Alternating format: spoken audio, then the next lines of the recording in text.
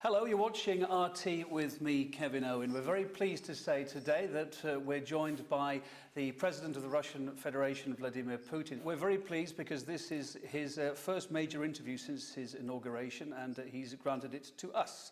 So, Mr. President, thank you very much for making the time to talk to us. What I want to talk about, first of all, is the ongoing, at the moment, APEC Summit. You'll be going there very shortly in Vladivostok. Of course, it's the first time that Russia has held it, a prestigious event. But it always begs the question, what's actually achieved at these events like that, like the G8, like the G20?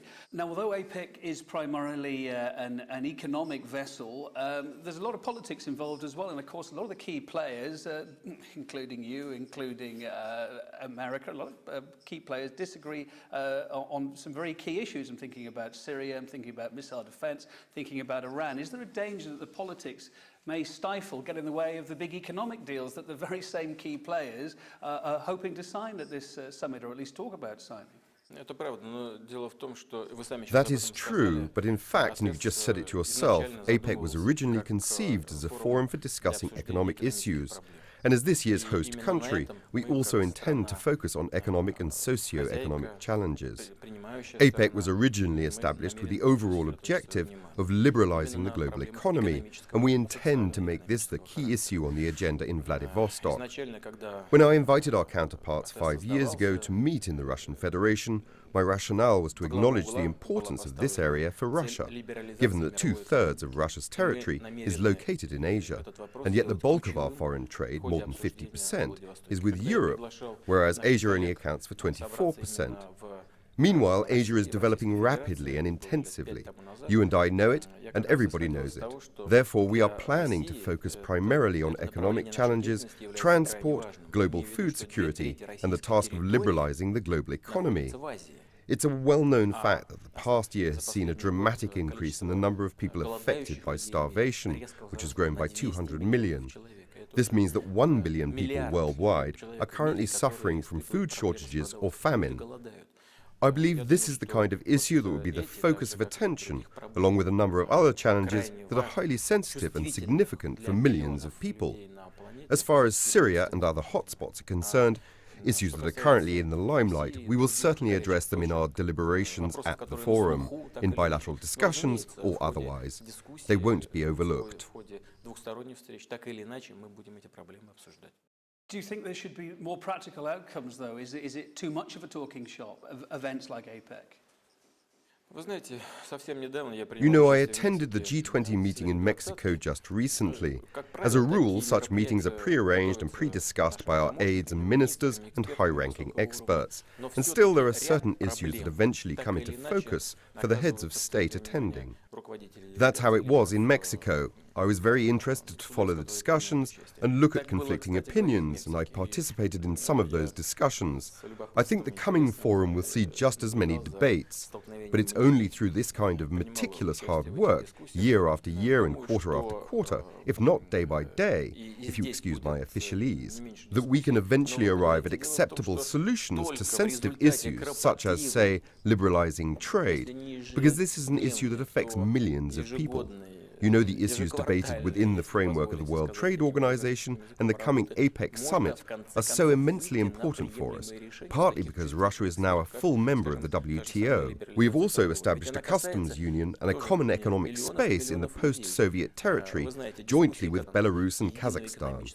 Dialogue is very important for us so that we can explain to our partners and help them realize how this kind of association in the post-Soviet area could be beneficial and helpful, especially since the vehicles I've mentioned have been established based on WTO principles. Okay, thanks for explaining that. We're going to come back to APEC a little bit later, if we may. But you touched on another big subject in the headlines, the horrendous events that have been unfolding in Syria over the last 18 months. Now, Russia's position has been steadfast all the way along the line here. You've said there should be no foreign intervention, and it should be the Syrian people who do the deciding, and it should be done through diplomacy. However, that's a great idea, but day in, day out, innocent lives are being lost on both sides. Is it time for something more than talking? Should Russia be reassessing its position maybe now? How come Russia is the only one which is expected to revise its stance? Don't you think our counterparts in negotiations ought to revise theirs as well? Because if we look back at the events in the past few years, we'll see that quite a few of our counterparts' initiatives have not played out the way they were intended to. Take the examples of numerous countries riven by escalating internal conflict. The US and its allies went into Afghanistan, and now they're all thinking about how they can get out of there. If there's anything on the table, it's the issue of assisting them in withdrawing their troops and hardware from Afghanistan through our transit routes. Now, are you sure the situation there will be stable for decades to come? So far, no one can be confident about it. And look at what's going on in Arab countries. There have been notable developments in Egypt, Libya, Tunisia, Yemen, and other places.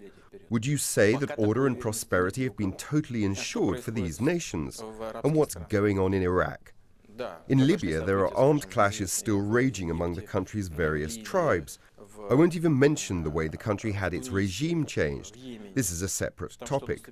What concerns us and what I want to emphasize once again is the current hostilities in Syria. But at the same time, we are just as concerned about the possible consequences of certain decisions, should they be taken. In our opinion, the most important task today is ending the violence. We must urge all the warring parties, including the government and the so-called rebels, the armed opposition, to sit down at the negotiating table and decide on a future that would guarantee security for all stakeholders in Syria. Only then should they get down to any practical measures regarding the country's future governance system. We realize that this country needs a change, but this doesn't mean that change should come with bloodshed. Okay, well, given the facts regarding Syria that you see on the table now, what is the next step there? What do you realistically think is going to happen next? We told our partners we would like to sit down together at the negotiating table in Geneva, and when we did, together we charted a roadmap for further action that could help bring peace to Syria and channel developments down a more constructive path. We received almost unanimous support and shared the talks' results with the Syrian government. But then the rebels actually refused to recognize those decisions, and many of the negotiating parties have also quietly backed down. I believe that the first thing to do is to stop shipping arms into the war zone, which is still going on. We should stop trying to impose unacceptable solutions on either side, because it is a dead end.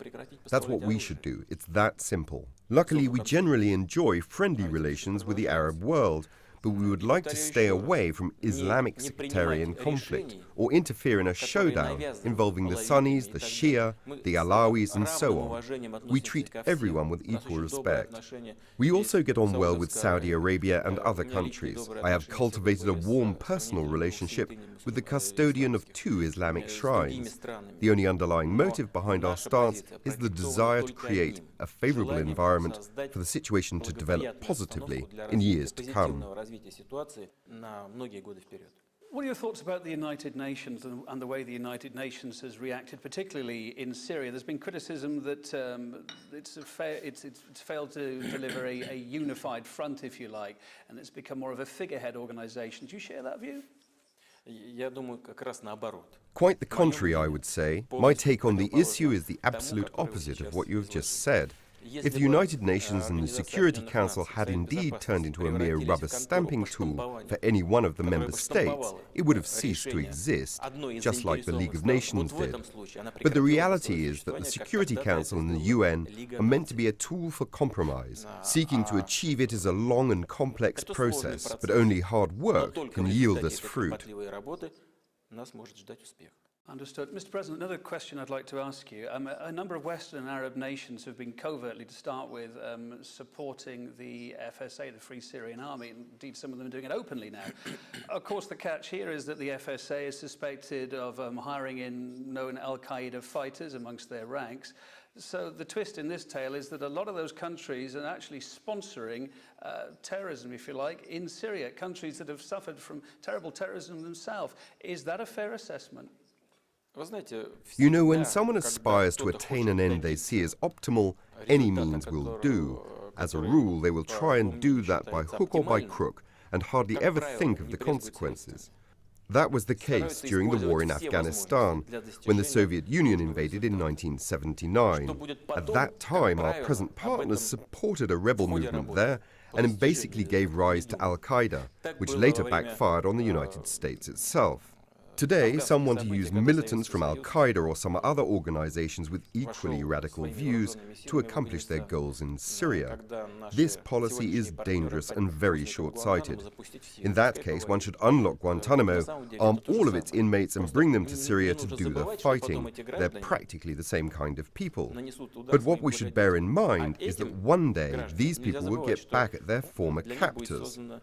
On the other hand, these same people should bear in mind that they will eventually end up in a new prison, very much like the one off the Cuban shore. I would like to emphasize that this policy is very short-sighted and is fraught with dire consequences. I'd like to broaden it out a little bit now, a little bit wider from Syria. You touched on it yourself, sir. Syria's in the middle of a civil war. We're seeing conflicts in Bahrain and in Saudi Arabia. Okay, things are a bit calmer in Egypt, Libya and Tunisia. You mentioned it just now. But standing back from it, overall, all the troubles we've seen in the Middle East, all the turmoil there, has it been at all for the good or for the bad? Where's it put that region now? You know, we can discuss this into the small hours and still run out of time. For me, it's clear these events have a historic logic. The leaders of these countries have obviously overlooked the need for change and missed ongoing trends at home and abroad. So they failed to produce the reforms which would have saved the day. All these events logically stem from this background. Whether this is a blessing or a curse, with many negative implications, is now too early to say. In any case, the lack of a civilized approach, the high level of violence, has so far stood in the way of any sustainable political structures which would help solve economic and social problems in societies hit by those events. This is what causes a lot of concern for the future, because the people in those countries, who have had enough of their previous regimes, clearly expect the new governments to begin with tackling their social and economic problems in a competent way. But with no political stability, these problems cannot be solved. Let's turn now to the United States, the upcoming election there, which we're all looking forward to very much. Of course, now the reset button with Russia was firmly pushed by Barack Obama over the last 4 years, but it's had its ups and downs, and there's still that missile defense shield that's a headache for Russia in the east of Europe. If Obama does win a second term, what's going to define the next chapter of Russia and America's relations? And is he a chap that you can do business with? I believe that over the last 4 years, Presidents Obama and Medvedev have made a lot of progress in strengthening Russia-US relations. We have signed the New START Treaty, and backed by the US, Russia has become a fully fledged member of the World Trade Organization. There are more reasons to be optimistic about our bilateral relations, our strengthened cooperation in combating terrorism and organized crime, in the non-proliferation of weapons of mass destruction, and in other areas.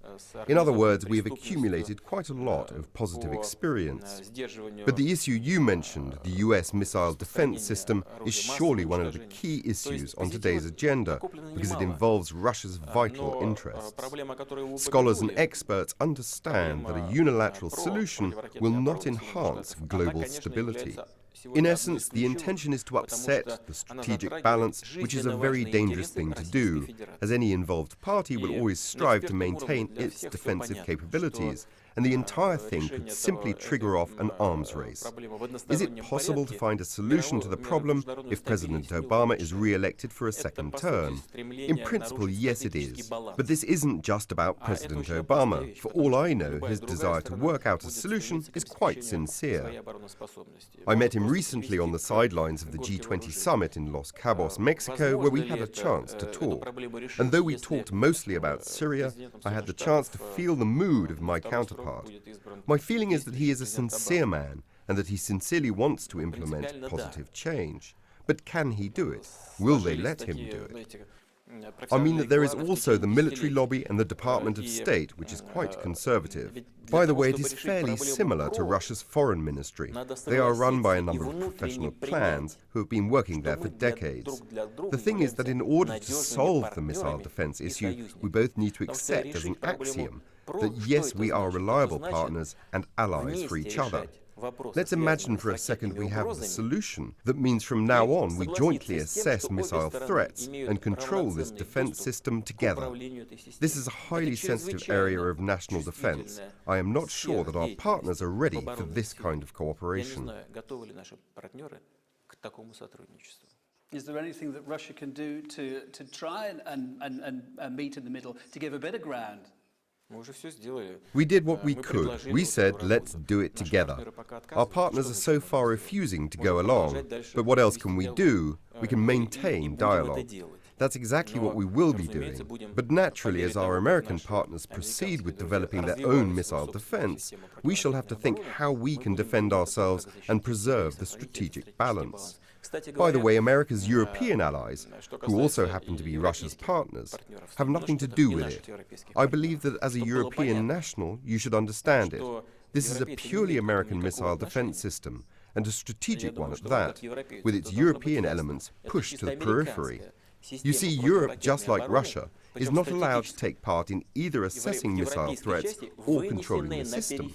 Our original proposal was to develop it as a three-party solution, but our partners have not agreed to that. Okay, so we think you can work with Barack Obama if he gets in. What about if Mitt Romney gets in? I've got some quotes here from just a month or two ago. This is the man that, if he makes it to the White House, said, Russia is without question our #1 geopolitical foe. They fight every cause for the world's worst actors. He went on to say, Russia is not a friendly character on the world stage. Could you work with him, sir? Yes, we can. We'll work with whichever president is elected by the American people. But our effort will only be as efficient as our partners allow it to be. As for Mr. Romney's position, we understand that this is to a certain extent motivated by election campaign rhetoric. But I also think that he was obviously wrong, because such behavior in the international arena is the same as using nationalism and segregation as tools of US domestic policy. Its effect in the international arena is the same. When a politician, a person who aspires to lead a nation, especially a great country like the US, declares someone to be enemy a priori. And by the way, this brings something else to mind. When we talk about the missile defense system, our American partners keep telling us this is not directed against you. But what happens if Mr. Romney, who believes us to be America's #1 foe, is elected as President of the United States? In that case, the missile defense system will definitely be directed against Russia, as it is technologically configured exactly for this purpose. And you also have to think about its strategic character. It's built not for a year or even a decade, and the chances that a man with Romney's views could come to power are quite high. So what are we supposed to do to ensure our security? I'd like to talk about the latest developments in the Magnitsky case for a moment now. Both the US and Britain most recently, are working on this list of high-ranking Russian officials, Russian citizens that they say are responsible for his death. He was a high-ranking finance lawyer who died in a Russian jail, to explain to our viewers. Why is there still such a perception abroad that justice wasn't dealt here in Russia, that the people responsible for it hadn't been dealt with properly? Why does this keep rumbling on? You see, there are people who need an enemy. They are looking for an opponent to fight against. Do you know how many people die while in prison in those countries which have condemned Russia? The numbers are huge. Look at the US that came up with the so-called Magnitsky list. As you know, there is no death penalty in Russia, while the US still keeps it on the books. Anyone, including women, can be executed. At the same time, all civilized societies know that judicial errors can occur in capital punishment cases, even when people plead guilty. It turns out later on that the convict did not commit the crime. But that's one thing. More importantly, I think, only God has the right to take life away. But I don't want to go too much into that right now. There's a lot of philosophy in it. But with that in mind, we could have come up with our own blacklist, and more than one, of people who use the death penalty in other countries. But we choose not to do it. As for Mr. Magnitsky, it's certainly a great tragedy that he died in prison, and there certainly must be a thorough investigation. If someone is found guilty, they must be punished. But what I want to emphasize is there is absolutely no political context in this case. It is a tragedy, but it is only to do with crime and legal procedure, not politics, no more than that. Still, someone's looking to spoil relations with Russia. They have banned some Russian officials who are allegedly involved in the death of Mr. Magnitsky from entering their country. Of course, I do regret his death, and I offer my condolences to his family. But what should Russia do in such cases? Take appropriate steps and similarly list officials of the country that introduces such measures against Russia, like that. And to make it perfectly clear, this case won't be re-examined by Russia. Which case? What needs to be retried? We must only find out whether someone's guilty of his death or not. And if someone's guilty and responsible for the death in some way, that person should be held accountable. That's it. Again, there is no politics behind it. It's the job of the law enforcement professionals to look into it. And of course, the Russian authorities are going to do that. The prosecutor's office is working on it now. Okay, and I'd like to talk about the trial and jailing of Pussy Riot, that punk group band. There's been much criticism that the sentence handed down was too strong, was too much, and the whole case was just made too big a deal of. In fact, it actually backfired, and it's brought more people to their cause with the publicity. With hindsight, so it was a beautiful thing, but with hindsight, do you think that the case could have been handled differently? Could you please translate the name of the band into Russian? Pussy Riot, the punk band. I don't know what you call them in Russian, sir. Maybe you could tell me. Can you translate the first word into Russian? Or maybe it would sound too obscene. Yes, I think you wouldn't do it because it sounds too obscene, even in English. I actually thought it was referring to a cat, but maybe I'm missing a point here. But anyway, sir, do you think that the case was handled wrongly in any way? Could some lessons be learned? I know you understand it perfectly well. You don't need to pretend you don't get it. It's just because these people made everyone say their band's name too many times. It's obscene, but forget it. Here's what I would like to say. I have always felt that punishment should be proportionate to the offence. I am not in a position now and would not like in any way to comment on the decision of a Russian court, but I would rather talk about the moral side of the story. First, in case you've never heard of it, a couple of years ago one of the band's members put up 3 effigies in one of Moscow's big supermarkets, with a sign saying that Jews, gays and migrant workers should be driven out of Moscow. I think the authorities should have looked into their activities back then. After that, they staged an orgy in a public place. Of course, people are allowed to do whatever they want to do, as long as it's legal. But this kind of conduct in a public place should not go unnoticed by the authorities. Then they uploaded the video of that orgy on the internet. You know, some fans of group sex say it's better than one-on-one, because like in any team, you don't need to hit the ball all the time. Again, it's okay to do what you like privately, but I wouldn't be that certain about uploading your acts on the internet. It could be the subject of legal assessment too. Then they turned up at Yelokhovo Cathedral here in Moscow, causing unholy mayhem, and then went to another cathedral and caused mayhem there too. You know, Russians still have painful memories of the early years of Soviet rule, when thousands of Orthodox, Muslim, as well as the clergy from other religions were persecuted. Soviet authorities brutally repressed the clergy. Many churches were destroyed. The attacks had a devastating effect on all our traditional religions, and so in general I think the state has to protect the feelings of believers. I will not comment on whether the verdict is well grounded and the sentence proportionate to the offence. These girls must have lawyers who defend their interests in court. They have the right to file an appeal and demand a new hearing, but it's up to them. It's just a legal issue. Is it realistic at all you think they will get some sort of early release? I don't know whether their lawyers have filed an appeal or not. I don't follow the case that closely. If they appeal, a higher court is empowered to take any decision. To be honest, I try to stay as far away from the case as possible. I know the details, but I do not want to get into it. There's concern here and abroad that Russia's been suffering a clampdown on the opposition since you returned as president. There's tighter defamation law, upping the fines for defamation, internet censorship laws brought in to protect children, all these introduced under your watch. What's the balance between a healthy opposition, you think, and maintaining law and order? What is your view? So is it true then that other countries don't have laws that ban child pornography, including online? Indeed they do. So they do. Well, we didn't until recently, and if we began to protect our society and our children from these offences... Maybe it was the timing of the introduction. It may have seemed a bit heavy-handed as you came back to power again. You know, I try not to think about it. I just do what I think is right for this country and for its people. And that's how I will work in the future. Of course, I am aware of how my conduct resonates globally, but this cannot dictate my policies.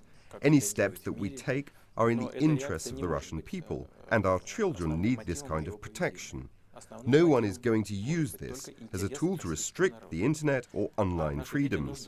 But we have the right to protect our children. You might also recall the mass riots that shocked the UK a year ago. A lot of people were injured and a lot of property was damaged. Is it better to let things deteriorate to that state and then spend a year tracking down people and locking them up?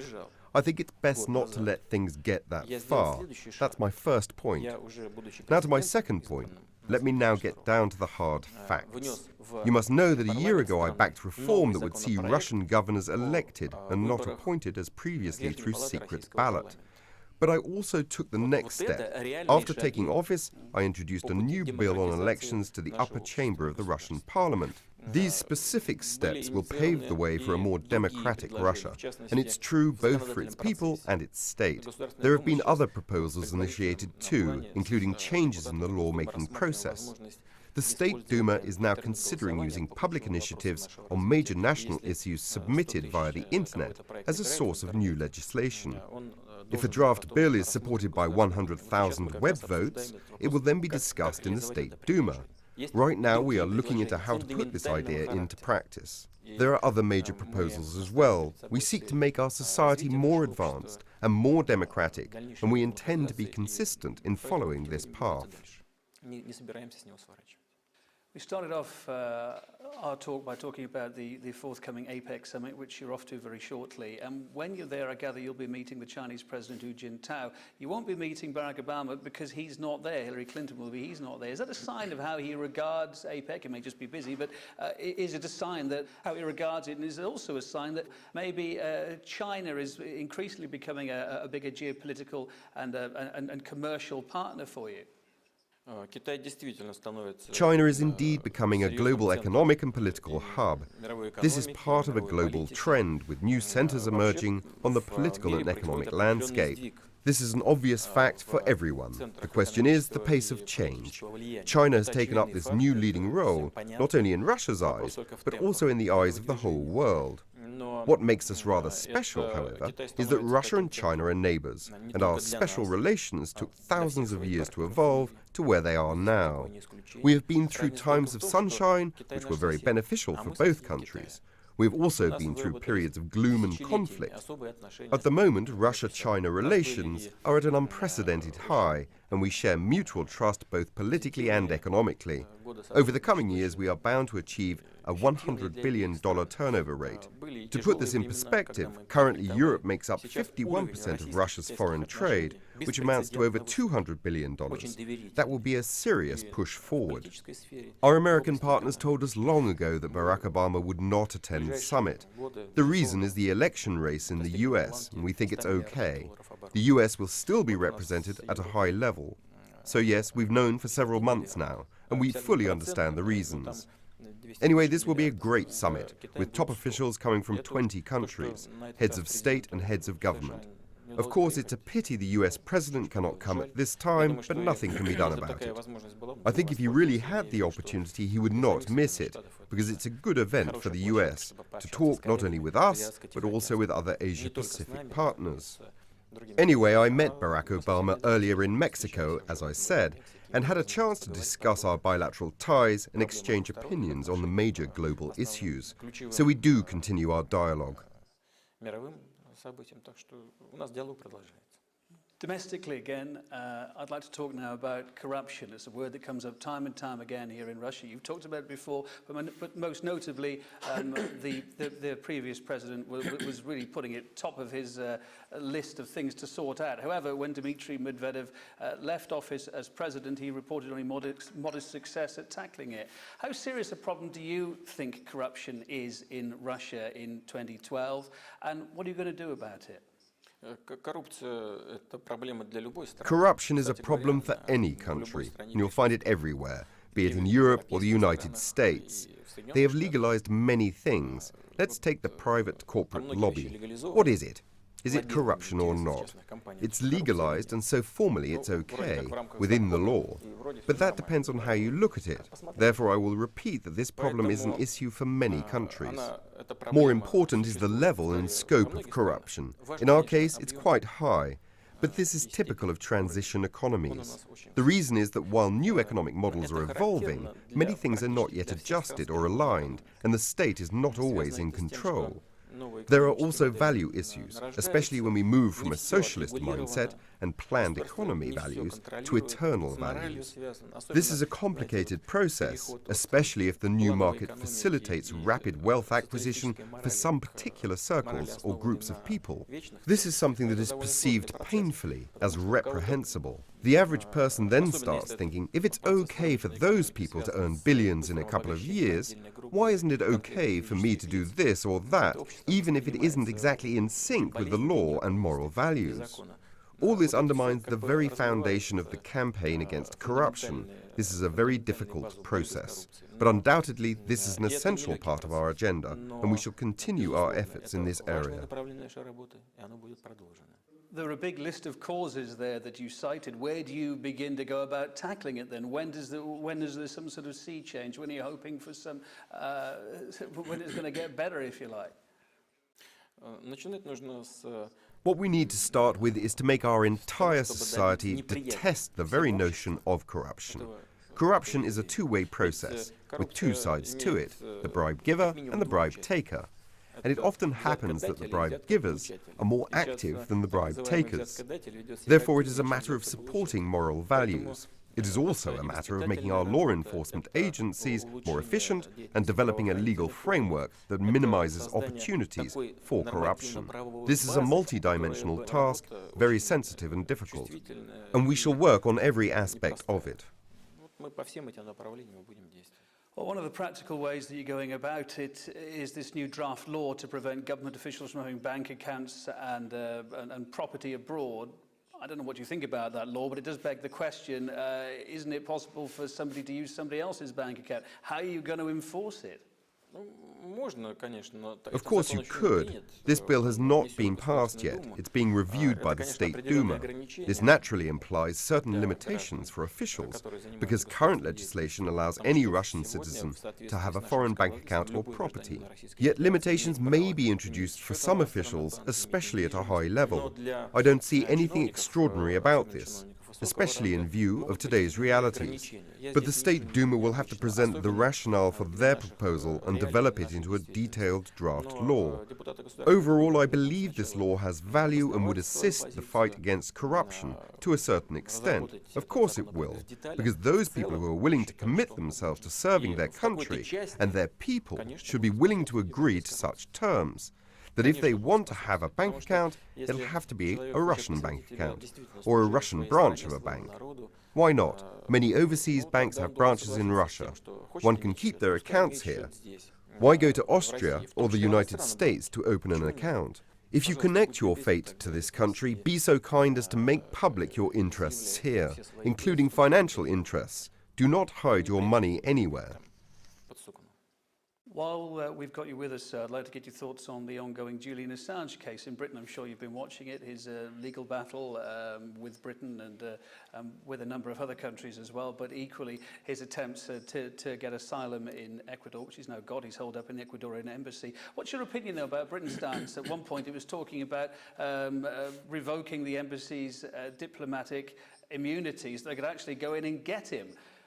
That kind of sounds a bit odd when, of course, you think as well that Russia has a number of suspects that Russia wants to talk to in Britain. It's a kind of topsy-turvy situation, isn't it? But they're given safe harbour in Britain. This certainly is an unsettling factor in our relations with the UK. I used to tell my previous counterparts and friends in the British government, not those holding office at the moment, that Britain happens to be harbouring certain individuals who have blood on their hands, having waged a real war on Russian territory and slaughtered people. I told them just imagine what it would be like if Russia were to harbour militants from, say, the Irish Republican Army. Not those negotiating and pursuing a compromise with the government these days. Those are perfectly sane and sensible people. But those with a radical agenda. You know what I was told in response? But that's exactly what the Soviet Union used to do, aiding people like that. First of all, I'm a former Soviet Secret Service operative myself.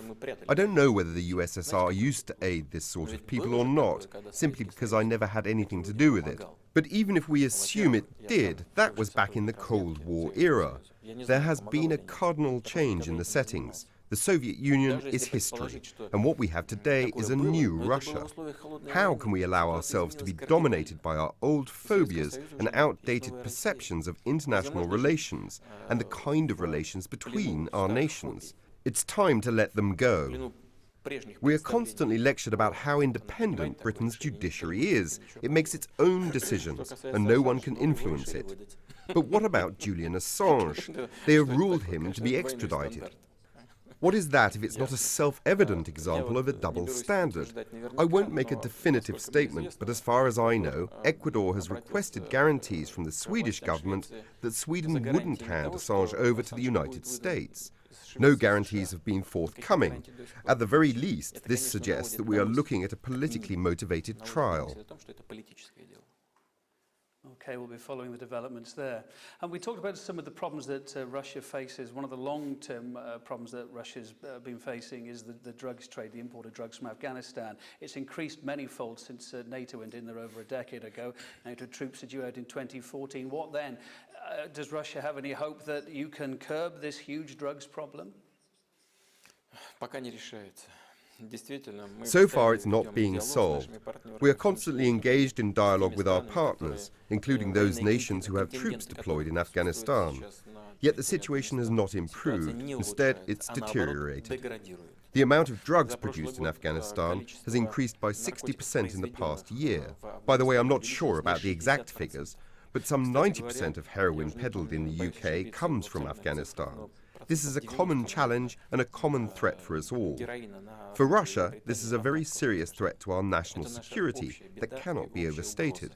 More than 20% of the overall drug traffic coming from Afghanistan is marketed inside Russia. That equates to 70 tons of heroin and roughly 56 tons of crude opium as of last year, which is an immense amount, and it definitely qualifies as a threat to our national security. Can you explain to our viewers what the correlation was? Why did this problem increase while NATO troops were there? Was there any connection? Why was that happening? There is an apparent link. I won't bring up any criminal schemes right now, but none of the nations who are currently committing their troops to Afghanistan want to make matters worse for themselves by combating drugs in Afghanistan, because drugs are Afghanistan's way of making a living. 9% of that country's GDP comes from drug trafficking. If you want to replace this 9%, you'll have to pay, but no one wants to. And you cannot get anywhere with mere statements about how you are planning to make up for those drug revenues with other kinds of income. Talk is not enough. What you need is substantive economic policies and financial assistance. Nobody seems willing to provide that, and no one wants to complicate matters for themselves by taking on drug trafficking, Because if you take away drug revenues from these people, you effectively compel them to starvation, and that means making even more enemies in Afghanistan. If you go after drugs, people will go after you. That's all there is to it. Drugs are closely related to terrorism and organized crime, but that is something everybody is aware of already. Everyone knows that drug revenues are partly used to finance terrorism. But even this awareness and the realization that Europe is being flooded with Afghan-produced drugs is not enough to encourage our partners to seriously tackle this issue, and this is very sad. A final thought from you, Mr. President. While you'll be talking money and finances at the forthcoming APEC summit that you're going to, looking at the world economy from where you are generally, do you think we're heading for a second global slump? And if we do, is Russia as well prepared to bat it off as it did last time? It did pretty well last time, but is it as well prepared this time? I believe we are even better prepared because we've already experienced the first wave of the crisis, and we have an understanding of what's to be done about it and how we should do it. And we have the instruments for crisis management. Moreover, I tasked Russia's previous cabinet as early as last year with upgrading the already tried and tested instruments, drafting new laws and adjusting our regulations. We asked Parliament to assign 200 billion rubles to a government reserve fund, and Parliament agreed. Therefore, we are generally equipped for managing a crisis. On top of that, as you know, we have enjoyed fairly strong economic growth, a rate of 4.2%, which is the highest among the world's largest economies next to China and India. The Eurozone's average growth rate has been 3.9%, while ours was 4.2%. By the way, both the International Monetary Fund and the World Bank are predicting negative growth at minus 0.3% for the Eurozone next year. This year, we are still counting on positive growth ranging between 4 and 5%. That's precisely why, even if Russia should face economic difficulties, it will have plenty of instruments at hand to deal with the challenge. We have reinforced our gold and currency reserves, almost bringing them back to pre-crisis levels. We presently rate third worldwide next to China and Japan, with upwards of $500 billion in gold and currency reserves. Parallel to that, the government is rebuilding its own reserves. We have two government reserve funds, the $80 billion National Wealth Fund and the Reserve Fund, which is worth roughly $60 billion. To finance a budget deficit, should we suffer one. But so far we don't have a deficit. Next year's budget registers a surplus, a slight one it may be. Our unemployment rates are the lowest possible. While unemployment averages 11.2% in the Eurozone and reaches 25 to 26% in economies such as Spain, and reaching 70% among the youth, we maintain an unemployment rate of 5.1%, which is even below pre-crisis levels. But this doesn't make us careless and complacent. We are fully aware that the tricky aspect of the global economy is unpredictability, and you can almost never be sure where the greatest challenges and threats will emerge next. That is why we closely follow everything that's going on in neighboring economies and our partner economies. We wish them success, and we are honestly willing to assist them as good partners. Because any kind of economic mishap in the Eurozone, for instance, is bound to have painful ramifications for us. The Eurozone is our major sales market. Should it shrink, our own production will immediately decrease. Therefore, our interest is in seeing the Eurozone survive and our main partner economies getting back on track. We need Europe's leading economies, such as Germany, France and Britain, to be in good shape. This is something we'll always keep an eye on, and this will be a primary topic for discussion at the Vladivostok APEC summit.